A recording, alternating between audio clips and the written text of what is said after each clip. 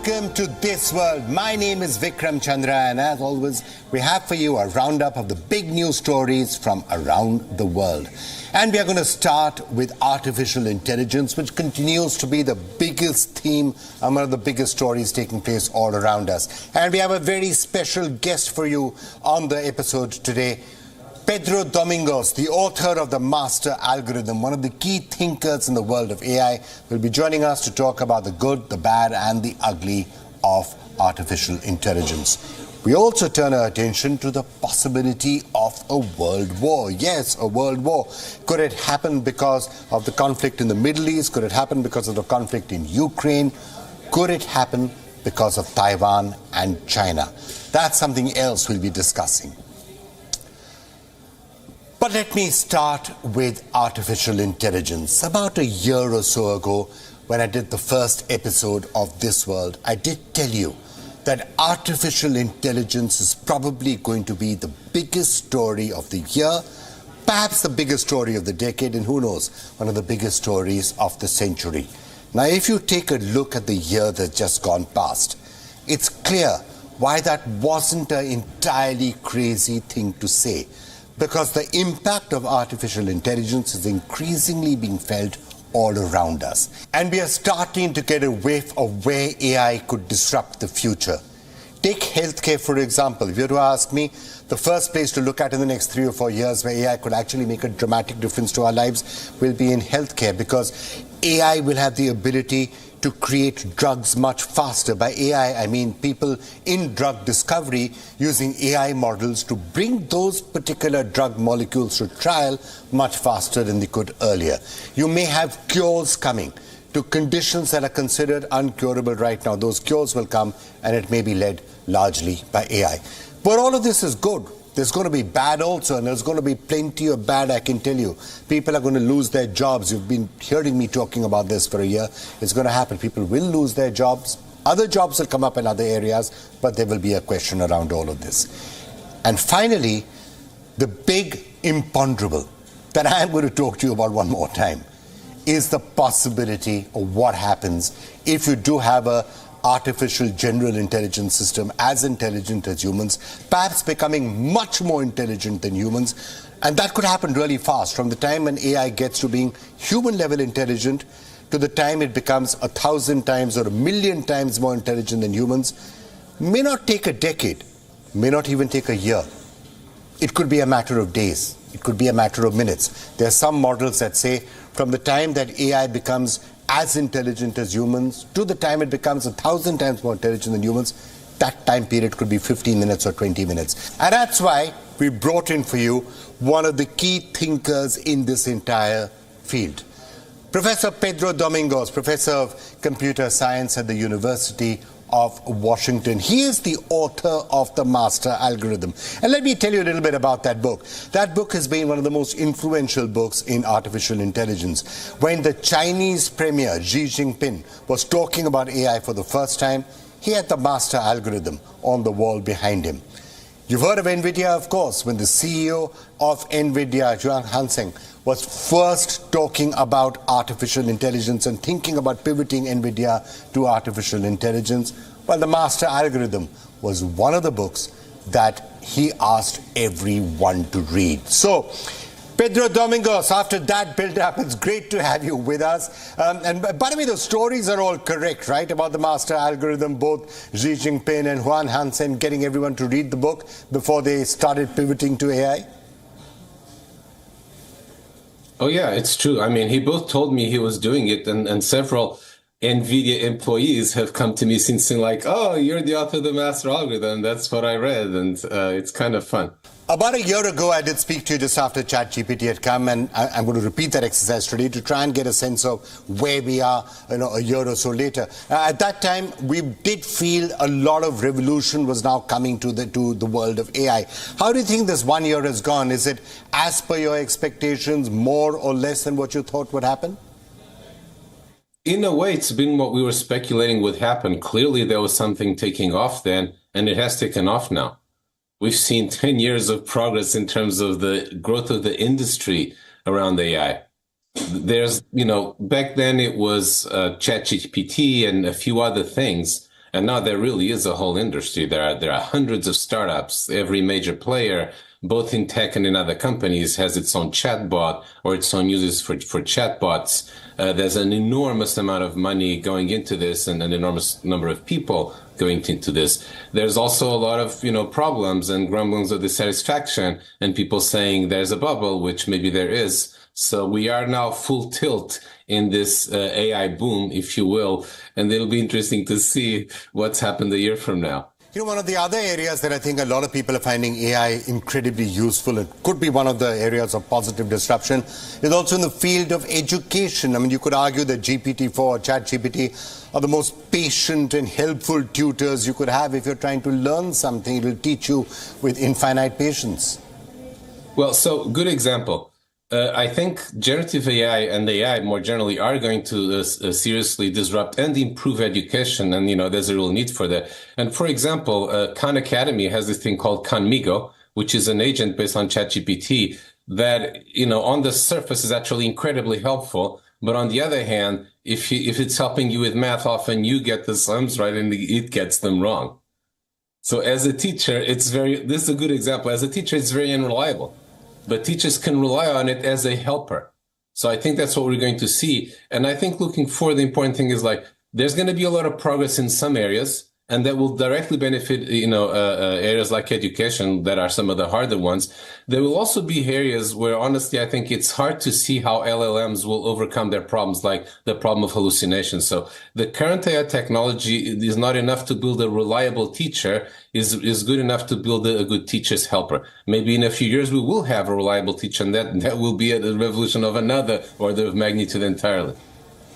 So let's just stay with the good aspects of AI for a minute or two. LLMs that you were just talking about are just one aspect of AI. Now, because there's been so much hype around ChatGPT, everyone seems to think that AI is essentially LLMs. But obviously, there's a lot more to it. People are using AI in other ways. For example, in the corporate world, how do you fix something, create digital models, model all sorts of things.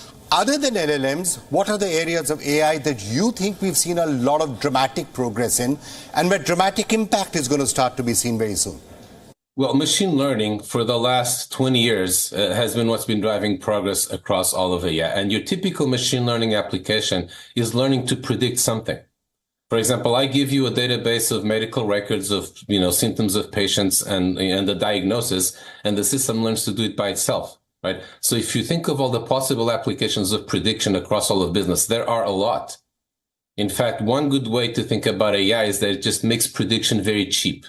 Like, for example, the biggest impact today of AI by far is in recommending things to people, products to buy. A search engine is recommending links to click on. Amazon, Netflix, movies, Spotify, music, Twitter, Facebook, they all use AI to predict what they want to show to you. And that really today is the killer app of AI.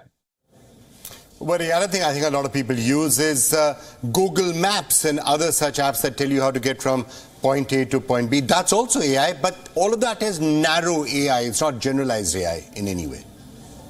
No, precisely so. A very good point.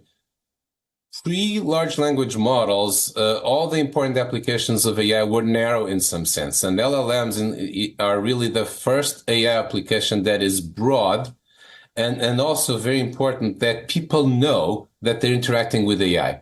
Most people when using a search engine or Google Maps have no idea that there's AI under the hood. But with ChatGPT for the first time, they're conscious that they're talking to an AI. And this is going to, I think be very healthy for people to have a better understanding of what AI really is and isn't and how to work with it. Well, that was one of my outrider visions for what could happen with AI a few years down, is people turning to AI more and more for companionship, for friendship, then perhaps even for romantic relations. People having AI girlfriends created with them, somebody who's always kind and considerate and never argues, always loving. Is that something you think could happen? That is already happening. There are people, there's this company called Character.ai that will create the personalities that you want for you. There are people who actually are using chatbots of their loved ones that died to interact with them. And again, already 10 years ago, there was this, Microsoft chatbot in China called Zhao Weiss that has the persona of a teenage girl that 40 million teenage boys said they were in love with. So this is already happening now. You don't even have to wait 10 years. All right, let's now focus a little bit more on the negative aspects of AI. Now, one aspect, of course, that is coming very much to the fore right now and is very much capturing headlines is things like bias. Now, with Google and the debacle around Gemini, the entire question of AI and bias and wrong conclusions and hallucinations. Now, I think everyone thought that the bias would be somewhat different to what's actually happening with Gemini, reverse racism, if you like, but it shows you some of the problems that could happen. So that and possibly job loss, are those the two most immediate negative impacts that we are seeing?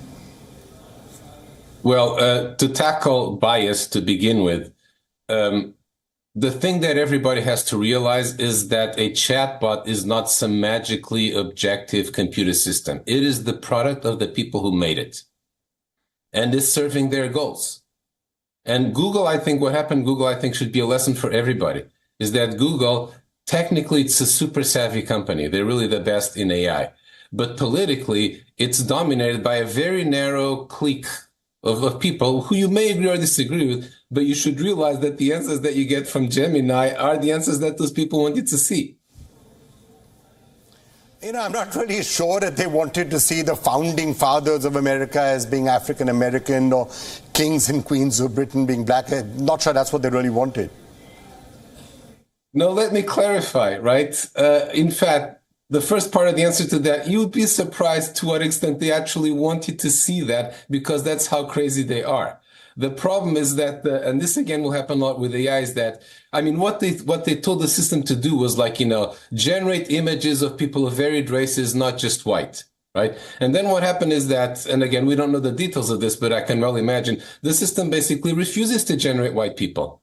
Except when you're asking for shoplifters when they're all white, right? And so what happened, and like they didn't think of the problem that like if I now ask for a king of England, it needs to turn the diversity off, right? And that's when you get a black king of England, a black woman as a king of England, and so on, right? But the thing is, like, in a way, the system was doing exactly what it was told to do, only to an extent that no one imagined. And this is going to happen a lot across the board, right? It's the sorcerer's apprentice problem. So in a way, they just got more than they had bargained for. All right, Professor Domingos, let me turn at the end then to something that you and I did debate a year ago. Look, this is all fine. This is all narrow AI. It is still not at the level of human intelligence. But there is a concern that many, many people have. And they say that, look, there will be a day when AI could get to human level intelligence. I don't know how far out that is. It could be 5 years, 10 years, 20 years. But at that point, you run the risk that artificial intelligence will go from human level intelligence to super intelligence really fast. And when it becomes super intelligent, it's more powerful than us. And then you have the risk, for example, of extinction. You could have the risk of a super intelligent AI system wiping out mankind. Now, what is your thinking on that particular risk today? Okay, so first of all, we have to distinguish the short term and the long term. In the short term, AI is going to give us a lot of productivity gains. It's not going to cause a lot of job losses. It's just like previous forms of automations where everybody worried it's going to be a jobs apocalypse, and then you end up with more jobs in the occupations that it was automated because the cost of intelligence has been lowered, and so there's more demand for it. There's more bank tellers now than there were before there were ATMs, for example. Now, in the long run, I do believe, and it's hard to say exactly when the long run is. It's not next year, but it could be 10 or 100 or 1,000. I think it's almost inevitable that AI will get to a point where it can do every job better than humans and robots. And now the thing that people worry about there is, but will it take control from us? And again, this is a false worry because people are projecting onto AI the motives and the emotions and the consciousness and all of that of humans. And AI can be infinitely powerful and still completely under our control. It's solving intractable problems efficiently whose solutions we can check and monitor. So again, the question, even when AI is very powerful, is who controls it? Not that the AI is suddenly going to decide to kill people.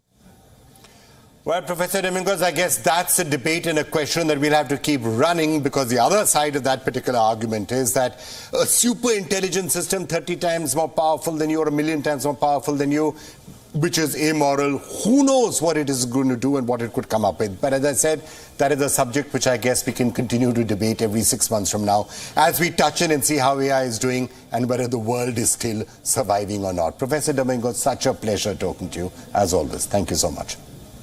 Look, that entire theme about a super intelligent AI system getting out of control and wiping out people may sound like science fiction, but a lot of things that sound like science fiction can happen. So I guess that debate and discussion will have to continue, because what analysts and critics will say is that, look, even if it's a 0.01% chance of something happening, if it is something that could lead to human extinction, you need to think about it, you need to debate it, you need to have safeguards. So we'll keep on talking about that. But here's the thing. Others will say, what are you worrying about? Even before AI destroys the world, there are the chances that a world war might wipe us all out. So seeing as I am talking about doomsday scenarios, let's take a look at that one too. Are we heading for a world war? Well, some people will say the signs are out there. At least there are certain flashpoints out there which could lead to something really ghastly. Now the question is, which flashpoint could flare up and escalate into a global war? Will it be Ukraine, will it be Gaza, or will it be Taiwan? So let's just right now do a little bit of a reality check with each one of those. Ongoing wars first. Let's start with the Gaza war, which is now 4 months old. It has killed more than 30,000 people in the Gaza Strip. We've seen horrific stories unfolding that are beyond belief. It all began with the October 7 terror attack on Israel. Hostages, by the way, continue to be held in Gaza. But it's not just in the Gaza Strip that this war is actually being fought. Look at the map of Israel. There are multiple flashpoints. Hezbollah and the IDF have been exchanging fire. Then, of course, you've heard, slight distance away, you've heard of the Houthis. They too are waging a war in the sea in solidarity with Hamas. The Houthis have engaged the US Navy, the British forces also. America is leading a naval alliance to fight the Houthis. But this group says they will not stop attacking ships in the Red Sea until the war in Gaza ends. When is that happening? Well, it's anybody's guess. Also, where is the guarantee that normalcy will be restored at sea the moment there is a ceasefire or a peace deal in Gaza? So the answer is simple. There is no guarantee. But does this mean that the West Asia war has the potential to turn into a world war? See, no one can rule this out. I mean, after all, sometimes you have an escalation and a single flare-up can become massive. And you too have Iran, which is a factor out here. But if you ask me, the chances that the Israel-Gaza war will turn into a global war, well, the chances are fairly slim. Unless, of course, as I said, you have the US and Iran going face to face. And from where I'm sitting, both of the sides appear to be doing what they can to avoid that particular situation. So Israel, Gaza, the Middle East, tensions will continue. World war? Perhaps not that likely. So let's move to the next war then. Ukraine. Will Ukraine turn into a world war? Again, there's no guarantee that it won't. But if this war had to escalate, perhaps many people feel it would have escalated by now. Ukraine has been burning for 2 years now, and the West has tried its level best to make this war as polarizing as it can, to sell the narrative that what's happening has the potential to turn into a global war, that if Russia is not stopped, it will wage a world war. And the world seems to have realized that Ukraine is not really a war for the entire world to fight or to take sides. But I have to say, Ukraine could escalate. And that's because you're clearly hearing from Russia that there are certain red lines that it is not willing to allow anyone to cross. Ukraine entering NATO, for example, something like that. Western troops actually fighting in Ukraine. You're hearing Russia saying that something like that could lead to a massive escalation. If that happens, it could be an escalation. What is being seen right now as the West's war could potentially become a world war. But there are a lot of things that would have to happen for it to escalate. So put that down in the category of possibility. Well, let's turn now to the conflict which is not yet happening, but which many people believe has the highest probability of actually turning into a world war. Taiwan. The possibility of a war breaking out in the Taiwan Strait has become more real than ever before. Taiwan and China are separated by a narrow water body, the Taiwan Strait. Taiwan has been governing itself independent of China since 1949, but China is determined to unify Taiwan with the mainland and to use force if needed. On the other side of the Taiwan Strait, then President of Taiwan, Tsai Ing-wen, said Taiwan's relations with China must only be decided by the, quote, will of the Taiwanese people, unquote. What happened next? Of course, you know this. Tsai's party, the Democratic Progressive Party, went on to win its third consecutive term. This party supports Taiwan's independence. In other words, unlike the KMT or the Kuomintang, DPP is not looking to cozy up to China. Is China happy with the election result? Of course not. Cross-strait tensions have escalated. Chinese warplanes and ships are being detected around Taiwan on a weekly basis. Earlier this week, 11 Chinese naval vessels and 19 aircraft were spotted around Taiwan. The Chinese military has been rehearsing the invasion of Taiwan for a while now. How long before the rehearsal turns into war? And what happens next? I don't know the answer to that question. Nobody really does. But it's a real possibility. So yes, we are worrying about AI. But even without AI, whether it's Ukraine or whether it's Taiwan, we've got a lot of worrying to do for the next decade or so. And that's it for This World. I'm Vikram Chandra. Thank you so much for watching, and goodbye.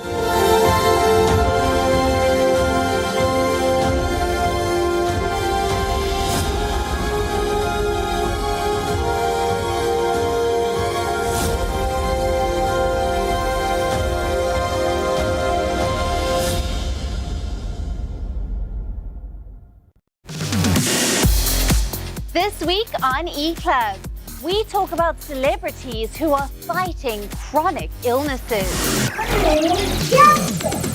Find out the unknown about singer Justin Bieber as he turns a year older. In general, the participation of women in the film industry is quite small. Meet the cast of Lapatar Ladies as the Indian film hits screens. All this and much more with me, Alison Lagrange, only on WION eClub.